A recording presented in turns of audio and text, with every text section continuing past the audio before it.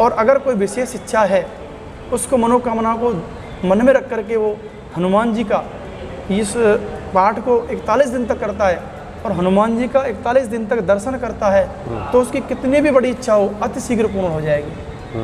क्योंकि हनुमान जी की जो हनुमान चालीसा है वो साधारण नहीं है।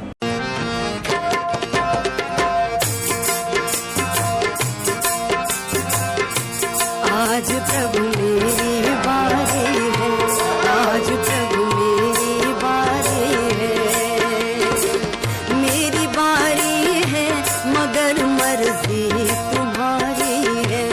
आज प्रभु मेरी बारी है, आज प्रभु मेरी बारी है, सबकी नैया हमसे तूने पार उतारी है।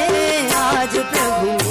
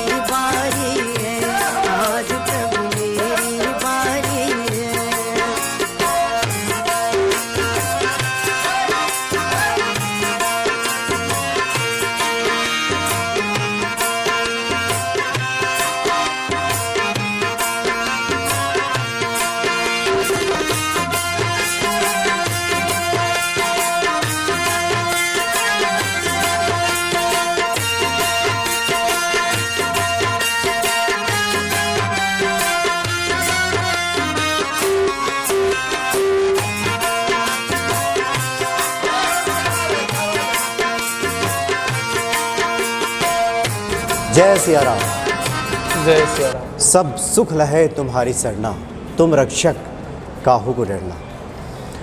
हनुमान जी की पूजा आराधना से हनुमान जी की कृपा प्राप्त हो जाए तो इस जीवन में कुछ भी अप्राप्य नहीं है, असंभव नहीं है, हर मनोकामना पूरी हो जाती है। ऐसे हनुमान जी की महिमा जानने के लिए एक बार फिर से हम पूज्य पंडित जी के सामने उपस्थित हैं। आप हैं दीपक शास्त्री जी, स्वागत है आपका। जय श्री राम। जय सिया राम।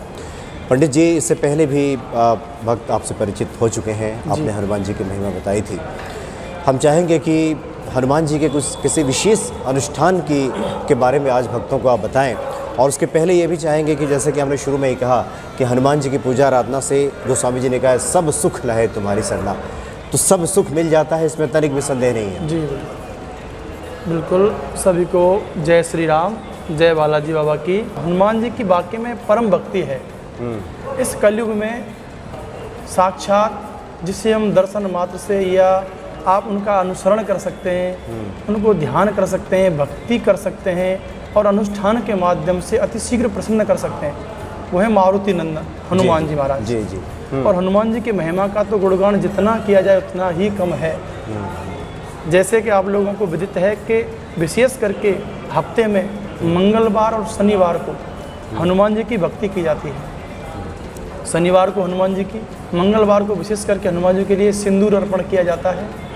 और हनुमान जी के अगर आप वैदिक मंत्र से उनका जप करते हैं या अनुष्ठान करते हैं, किसी कार्य की सिद्धि प्राप्त करने के लिए अगर आप किसी हनुमान मंदिर 41 दिन तक अगर आप रोज़ जाते हैं और हनुमान जी का सिर्फ दर्शन मात्र करते हैं या उनकी जो सुंदर रचना है हनुमान चालीसा, उसका जप करते हैं तो आपके सारे कार्य अतिशीघ्र संपन्न हो जाएंगे। और ऐसे ही अनुष्ठान की बात है तो हनुमान जी का मारुति स्तोत्र है, अच्छा, हनुमान वाहक है, ये हनुमान जी के विशेष हैं। और हनुमान जी के बीज मंत्र भी हैं, इन सब के अंदर दिए गए हैं। कहा गया है भूत पिशाच निकट नहीं आवे, महावीर जब नाम सुनावे। तो कलयुग में जो 84 लाख योनियों में से भूत पिशाच की योनि हैं वो ज़्यादा तंग करती हैं।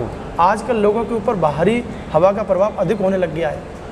अगर ऐसी स्थिति में उनको कोई कष्ट है, कष्ट की अनुभूति है, या उनके परिवार पर कोई कष्ट है, तो हनुमान जी का हनुमान वाहक अवश्य ही मंत्र जो है कराएं और हनुमान जी को सिद्धा स्वरूप श्रीफल का भोग लगाएं, गुड़ का भोग लगाएं, यानी चने जो का भोग लगाएं। नकारात्मक शक्तियाँ हैं, जो निगेटिविटी है, उससे व्यक्ति ज़्यादा परेशान है। बहुत परेशान है, क्योंकि हमारे पास आते हैं हर मंदिर में जहाँ बालाजी की कृपा है, बालाजी का मंदिर है, हनुमान जी का मंदिर है, वहाँ पर जाते हैं और उनको संकट मोचन इसलिए कहा गया है क्योंकि वहाँ जाने से इन सारी समस्याओं का समाधान अतिशीघ्र हो जाता है। सिर्फ हनुमान जी के पास ही इनका समाधान है, यह विशेष चीज़ है।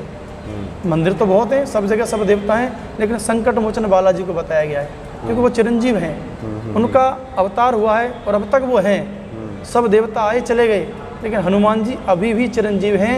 कहते हैं जहाँ जहाँ कीर्तन होता श्री राम का, वहाँ पर पहरा होता है हनुमान का। जब जब कोई संकट मुझ पर गहरा होता है, जब जब कोई संकट मुझ पर गहरा होता है, वहाँ पर हनुमान जी का पहरा होता है।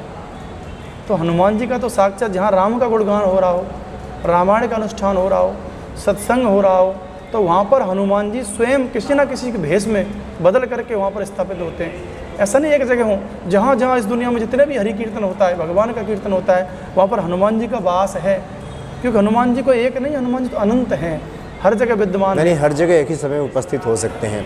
अच्छा पंडित जी, आपने कहा कि संकटों में घिरा मनुष्य हनुमान जी की तरफ ही देखता है।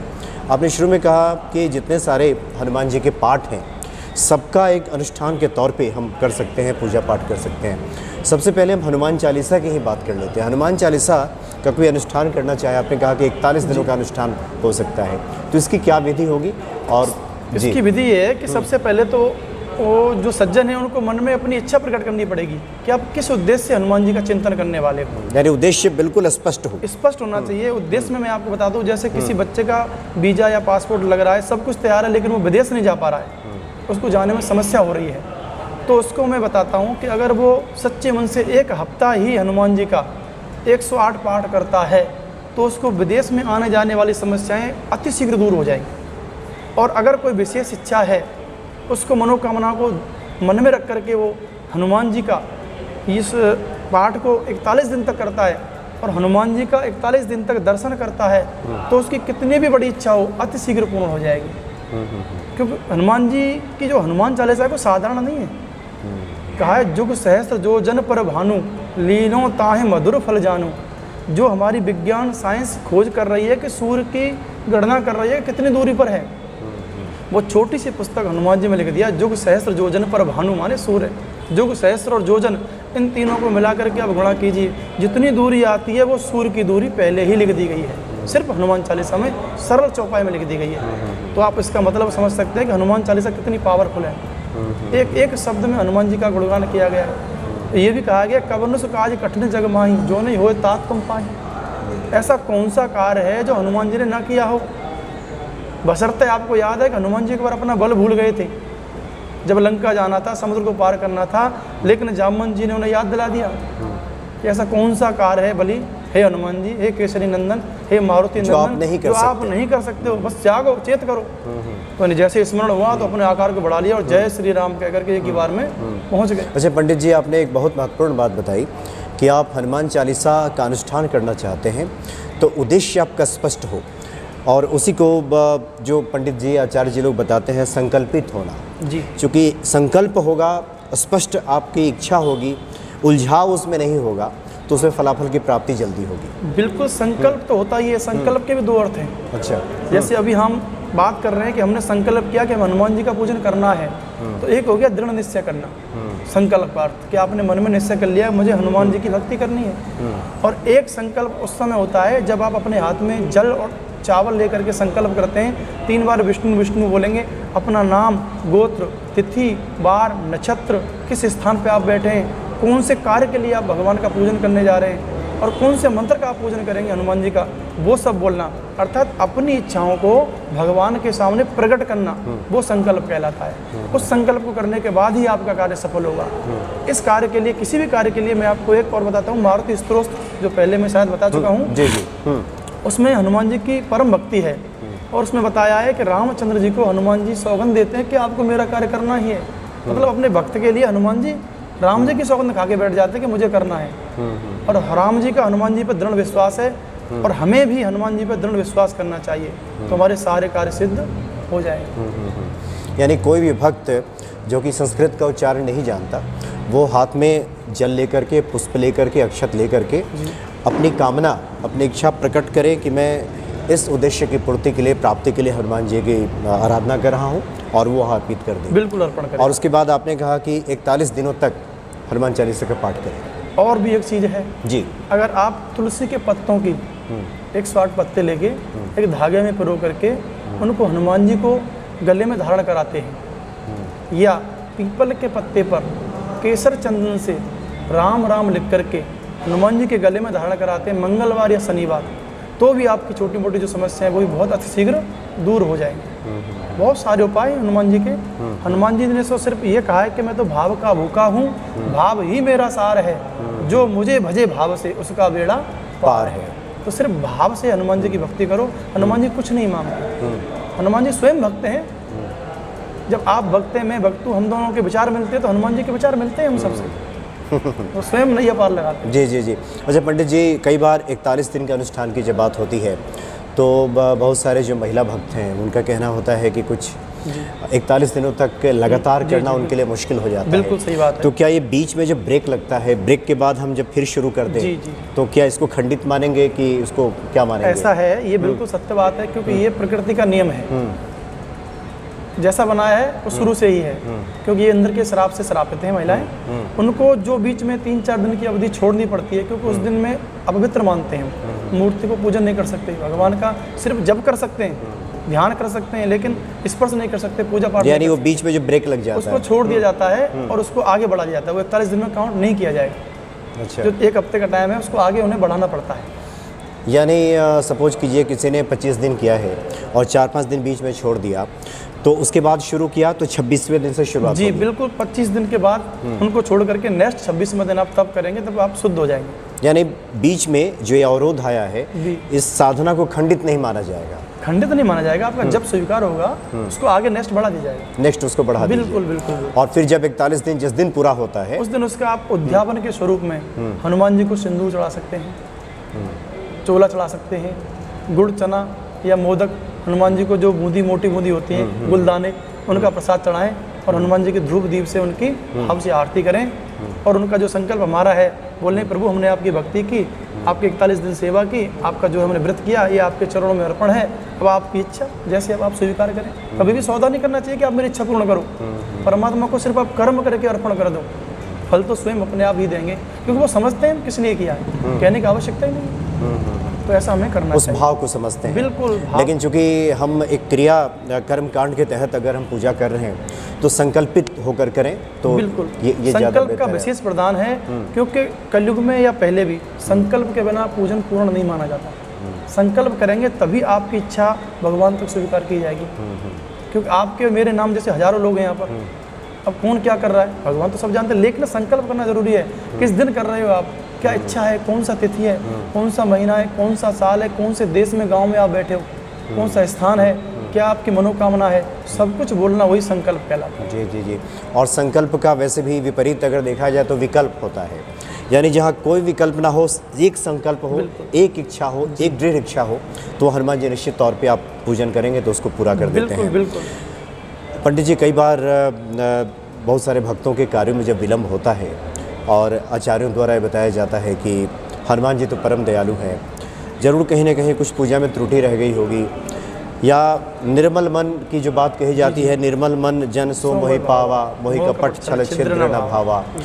तो बहुत सारे भक्त आजकल कुछ जानना चाहते हैं कि ये सच्चा मन आएगा कैसे, या सच्चा मन होता क्या है? देखो बिल्कुल ये कैसे सच्चा मन, मेरा काम नहीं हो रहा, मैं तो पूजा करता हूँ, लेकिन ये सच्चा मन कैसे आएगा? देखिए ये आदमी को खुद अनुसरण करना पड़ेगा।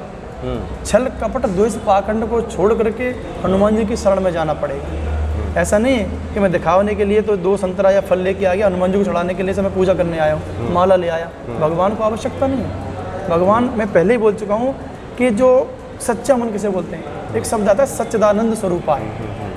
आप कोई अच्छा काम करते हो तो आप अच्छा काम करने के बाद जो आपके मन में अनुभूति होती है, कुछ समय के लिए आपको प्रसन्नता प्राप्त होगी। आप मन में सोचोगे मैंने यार ये काम किया है, मैंने बड़ा आनंद की प्राप्ति हो रही है मुझे।